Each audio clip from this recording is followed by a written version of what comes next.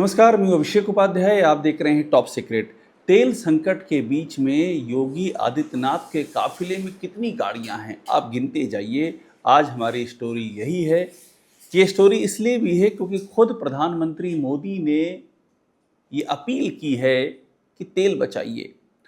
मैं आपको वो विजुअल दिखा रहा हूं जहां पर प्रधानमंत्री मोदी दो गाड़ियों से जा रहे हैं। अब आप स्क्रीन में दो तरफ तस्वीरें देख लीजिए। एक तरफ मैं आपको दिखा रहा हूं प्रधानमंत्री मोदी का काफिला दो गाड़ियों से, और दूसरी ओर स्क्रीन पर एक ही स्क्रीन है योगी आदित्यनाथ का काफिला। और आप गाड़ियां गिनते जाइए। योगी आदित्यनाथ दिल्ली आए हैं।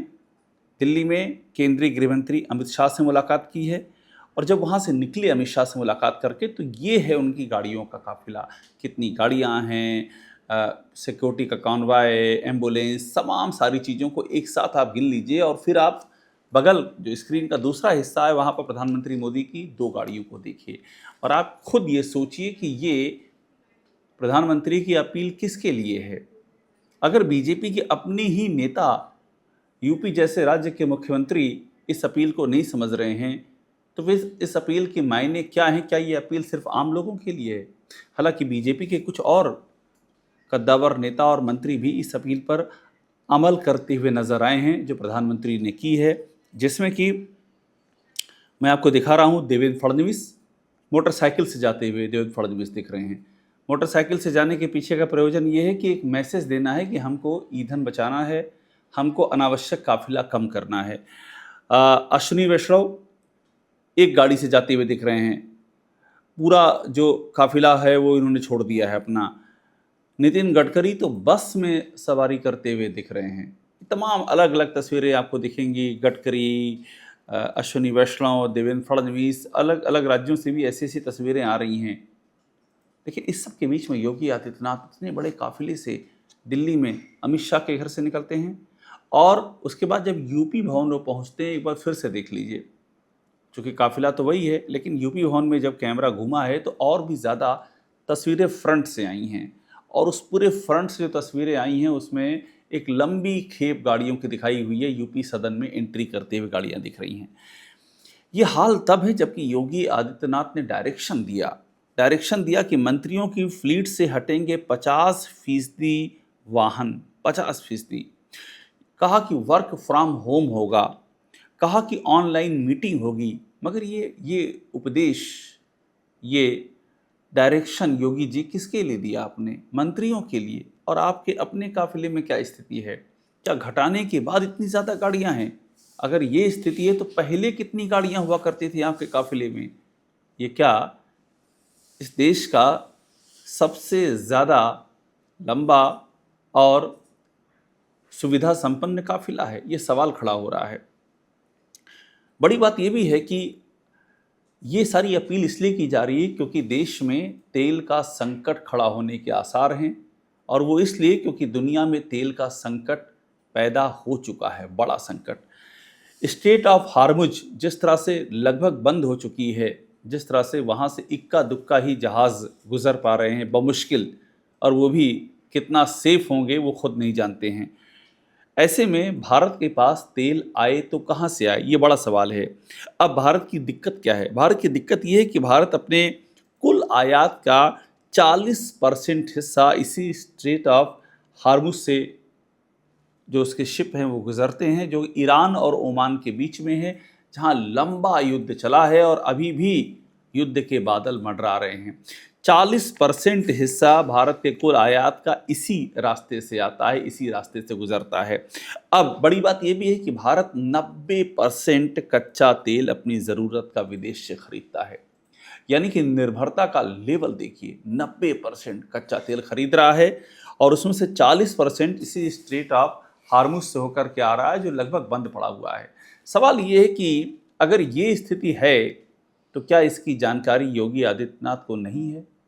आखिर उन्होंने किस आधार पर ये ऐलान कर दिया कि 50% वाहन हट जाएंगे मंत्रियों की फ्लीट से? क्या ये इसलिए है कि योगी आदित्यनाथ की एक पुरानी सी लीक है कि ऐलान कर देते हैं, उसके बाद ऐलान में होता क्या है शायद उन्हें खुद भी पता नहीं चलता है? आपको अच्छी तरह से याद होगा, उन्होंने एक ऐलान किया था कि बांग्लादेशियों को, अवैध बांग्लादेशियों को निकाल कर बाहर करेंगे। पूरे प्रदेश में डिटेंशन कैंप बनेंगे, डिटेंशन सेंटर बनेंगे जहां उनको रखा जाएगा। एक भी डिटेंशन सेंटर काम करते हुए इस पूरे प्रदेश में दिखा नहीं। ऐलान किया योगी ने, बात वहीं ऐलान के साथ ही दब गई। योगी आदित्यनाथ एक नए ऐलान की ओर बढ़ गए। पिछले 9 साल इस प्रदेश में ऐलानों के साल रहे हैं। इतने ऐलान हुए हैं कि अगर उनकी गिनती कर ली जाए तो शायद ये कोई बड़ी बात नहीं, किसी गांव की जनसंख्या को भी वो मात देने की स्थिति में आ जाएं। ये स्थिति है। लेकिन ज़मीन पर क्या हुआ है? अब एक और बड़ा सवाल देखिए, वो सवाल है भारत के, जिस तरह से भारत इस संकट से गुजर रहा है और तेल का उत्पादन स्थिति ये है कि जो इराक हैं, जो देश हैं जो तेल का उत्पादन करते हैं, इराक है, सऊदी अरब है, कुवैत है, बहरीन है, यूएई है, कतर है, इन सब ने मिलकर के अप्रैल के महीने में कच्चे तेल का उत्पादन 10.5 मिलियन बैरल प्रतिदिन तक कम कर दिया है। अब अगर ये उत्पादन कम कर दिया गया है तो उत्तर प्रदेश पे क्या इसका असर नहीं पड़ेगा? क्या देश में असर नहीं पड़ेगा? क्या यूपी में अगर ये राशनिंग होगी पेट्रोल और डीजल की, तो ये राशनिंग क्या सिर्फ आम आदमी के लिए होगी? क्या नेताओं को इस राशनिंग से कोई फ़र्क नहीं पड़ेगा? क्या ये जो आंकड़े तमाम अखबारों में छप रहे हैं, तेल की क्राइसिस के, आयात की दिक्कत के, जहाज़ के ट्रांसपोर्टेशन के, क्या योगी आदित्यनाथ को इन सब की जानकारी है नहीं? या अगर अखबार ना देखा हो या टीवी ना देखी हो तो क्या किसी ने बताया भी नहीं उनको? ये सारे सवाल खड़े हो रहे हैं।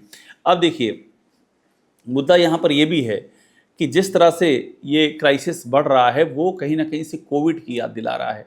सवाल ये भी है कि कोविड में क्या हो रहा था, और यही बात आती है प्रशासनिक क्षमता की। सवाल उठता है कि क्या वो प्रशासनिक क्षमता योगी आदित्यनाथ के पास है?